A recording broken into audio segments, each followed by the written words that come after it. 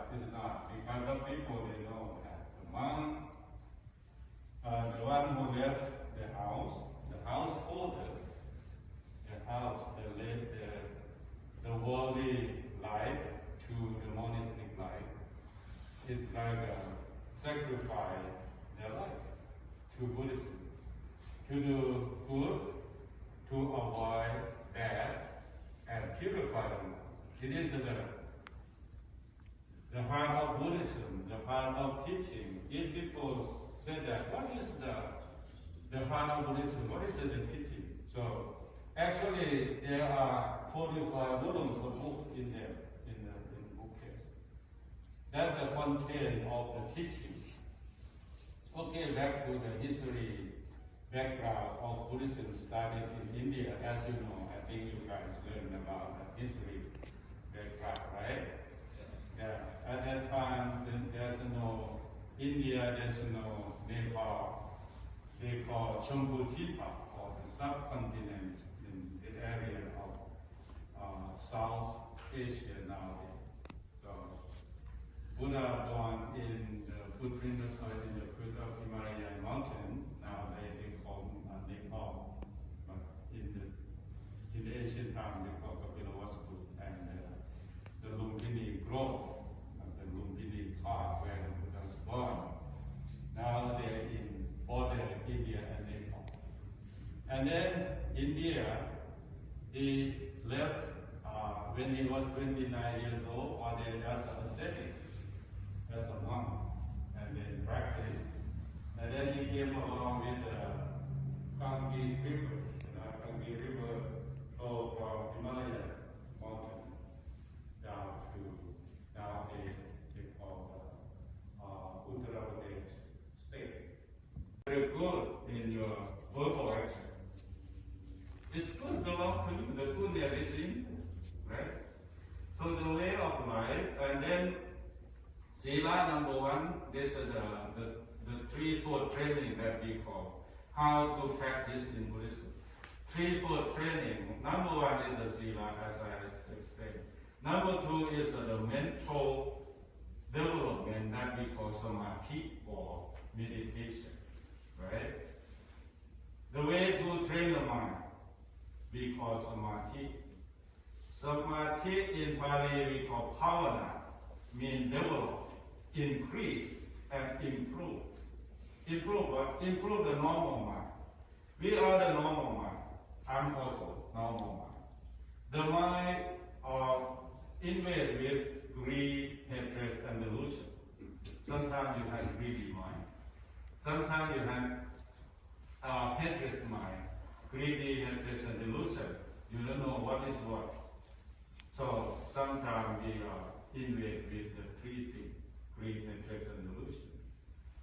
So, but when we practice meditation, we can see what is happening here and now. And then we can prevent it by develop mindfulness. Okay? Develop mindfulness to prevent the bad gaze outside to visit our mind. The six sense doors. This is like the doors. Two eyes, two ears, two nose. Actually one nose, but two. Two channels, right? Two nostrils, two. But one, okay? And one mouth, okay? Ear, eyes, nose, tongue, body, touching, and mind itself. So, six sense doors, six senses that we contact with the outside world and inside world. When your eyesight see the form, what happens? If you see the beautiful flower, the roses, the red roses, yeah. When you see that, oh, you like it, you want to grab it. But if you see something that you don't like it, you have to put away. You don't want it. So when you see things, what happens is attachment and detachment. Two things. if you like, you want to grasp him, attach him, right? When you see his beautiful cars in the showroom, I'm there, I'm going to get one, and then any kind of you like, you want it, okay? But if, for instance, like the food, some people, they don't like the spicy food or bitter food, something like that. You don't want to put away. So we contact like this, ear, eyes, nose, tongue, body, and mind. But when you contact by 5 senses, ear, eye, nose, tongue, body, and it's come to the mind. It's come to only the mind. So the mind is dirty sometimes. The mind is clean sometimes. So we need to clean the mind by meditation. This is the technique in Buddhism. That's why meditation is to develop, to increase, to improve, to develop from the normal mind to the noble mind. Okay, the noble one. The noble. What is the noble one? The noble one, they're not attached to the world and not detached to the material. They can live in this world happily. That's a noble one because they have been training the mind perfectly. In the temple, I have to use this gun. Yes? Oh, were your parents monks too? Smoke? Were your parents monks too? Where the monk what? Sorry. Were your parents monks? Were your parents also monks? All the parents? No. The lay community, only 1 or 2 that send the boy to the temple or send the man to the temple. But my parents, they said, like you, the layman, laywoman. Yeah. But I can go back to visit them, we can go back to visit sister, brother, we can get together sometime. Yeah. But I have to keep with the rule and regulation as a monk, yes. How much does Thai Buddhism differ from other countries? I can say, okay, there are 2-3 branches of Buddhism, right? Theravada is the form of the conservative. And Mahayana, after Buddha passed away around 200 years, is split into 2 groups. They developed to be Mahayana in China, Japan, Korea right now. And Theravada, we are conservative way of practice in South India because of the Buddhism declined from India since 16th, 17th century. Finished because invasion of Muslim and colonial in India. So Buddhism moved to Sri Lanka, Burma, Thailand, Laos, Cambodia. This is the country believe in Theravada Buddhism. So we try to practice as much as we can to preserve the old tradition, even the color and the way to wear the robe. Yeah. So the teaching is a little bit different because of languages. And the main teaching, like the Four Noble Truths, the Noble Eightfold Path, the 3 characteristics of 6 sense, 6 paramita, that's the same. The main teaching is the same. Only the minor is different. Yes. Do you know anything about the current Dalai Lama? Yeah, Dalai Lama is the Vajrayana. Okay. Number 1 is we are the conservative way of practice at Theravada, and then Mahayana, and then Vajrayana. But Vajrayana and Mahayana, I think they developed after the Buddha passed away, and it's split into many sects, many nikaya. It's in Tibetan Lama tradition. They say they have 4. Nyingma, Jeluk, Sakya, and Kamapa.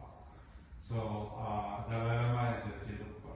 He's the head of state and also head of the monk in Vajrayana. Yes. Can there be female monks? In Thailand, we have none. We don't have female monk like in China or Japan or Taiwan. So Mahayana, some Mahayana, they carry the tradition of female monk. But in Theravada, Thailand, Myanmar, Laos, and Sri Lanka, we don't have the full ordination of bhikkhuni that we call the female monk. But they're not, they allow the female to ordain as a nun. It's different because of the precept, rule and regulation. If full ordination as a female monk, as at the time of the Buddha, because we don't have the preceptor, when the Buddhism introduced in Southeast Asia at that time, the preceptor, the one who give ordination, only bhikkhu or only monk, they spread Buddhism in Southeast Asia, I think more than 1,000 years ago. So when preceptor to ordain female, and then we don't have the female Sangha community in Thailand. But we allow the female to, if you want to ordain, you go to Mahayana in China, in Japan, or in Taiwan, and then ordain and come and practice together. That's no problem. It's a little bit the rule regulation, but the right to practice the Dhamma, the right to get enlightenment, depends on your ability. Okay, male or females are equal. Okay, okay, a female first. Okay. How do you know when you've reached enlightenment?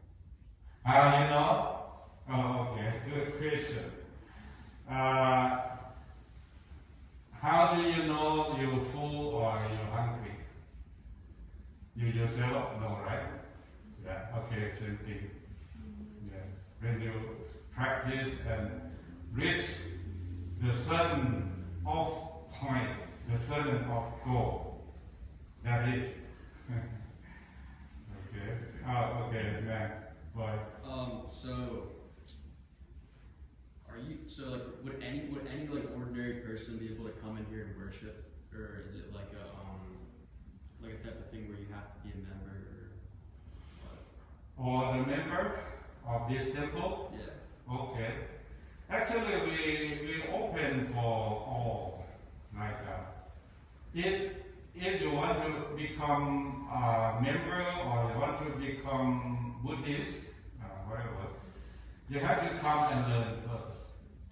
Yeah, learn how to chant, how to practice as a sila, samadhi, panya, as I explained.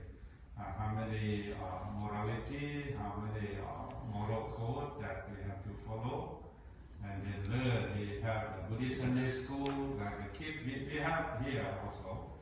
So they send the kids come to learn basic Buddhism, and then develop until you satisfy yourself. Yeah. And then you declare yourself to the Sangha, to the community of monks that, okay, I want to become a Buddhist, or I want to ordain as a monk or as a novice. So, but we have a certain level, certain period of time to train you, to prove your confidence that you want to become real. Yeah. What is the significance of like symmetry in Buddhism? Symmetry? Yeah, When people die? like mirrored on both sides of this. The altar. Yeah. Okay.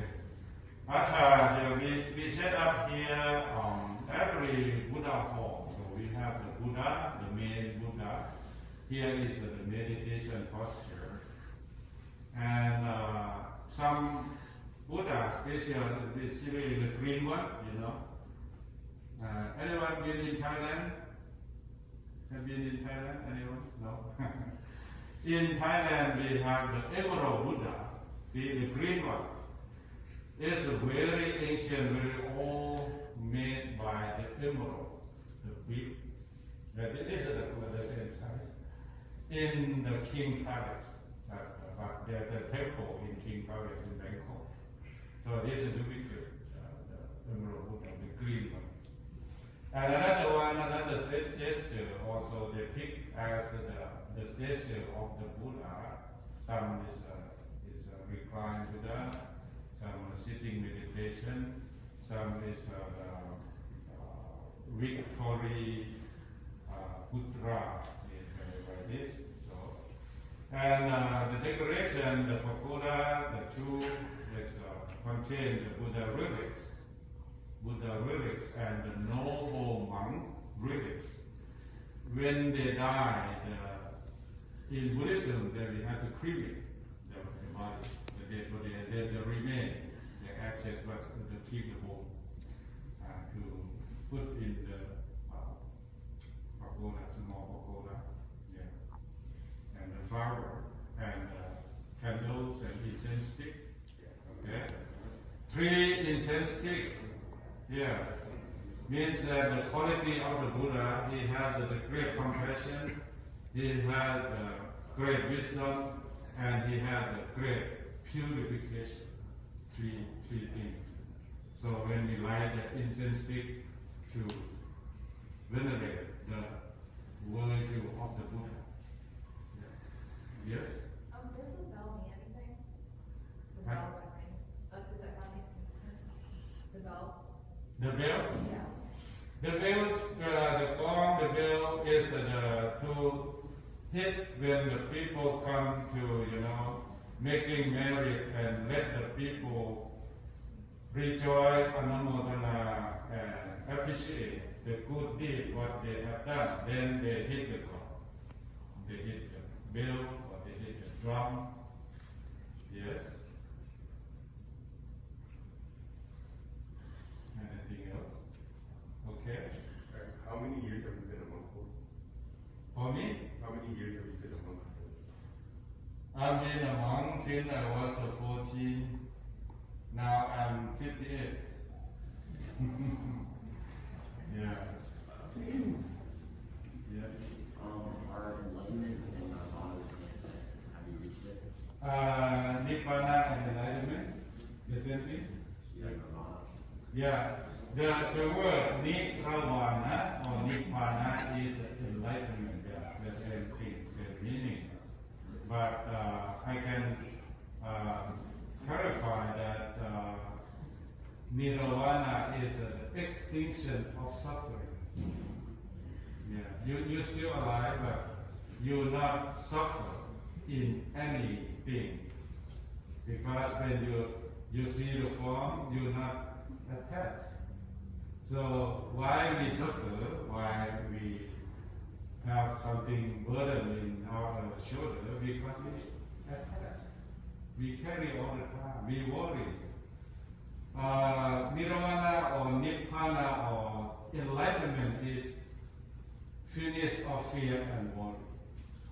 Finish of attached to the world, materialism and immaterialism. So defect. Yes? And you can reach that through like a lot of meditation.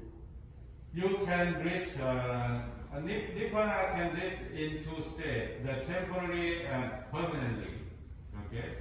Temporary, like when you sit in meditation, your mind is go to deep of level of meditation, and there is no anything this level at a time. But you cannot sustain for long. So if you want to sustain for long, you need time to practice more and more until it's used to in daily life. Yes? What's your favorite part of being a monk? Pardon? Your favorite part of being a monk? Be a part. Favorite part of being a monk. Nothing. What is your favorite part of being a monk? Often favorite part of become a monk is favorite part is keep your mind very calm, clear, and cool. And I see all the people equally, whatever you are, Americans, Mexicans, but whatever. But you have the same thing, the common thing as me. You have greed, hatred, and delusion. So how to reduce this thing and then you reach to the real happiness. So this part, so I try to introduce to the people, talk to the people, and solve the problem to the people. That's another part of I like it. It's a great volunteer. I sacrifice to the Buddhism. Okay, so I think time is okay now. Then thank you very much for your coming and listening.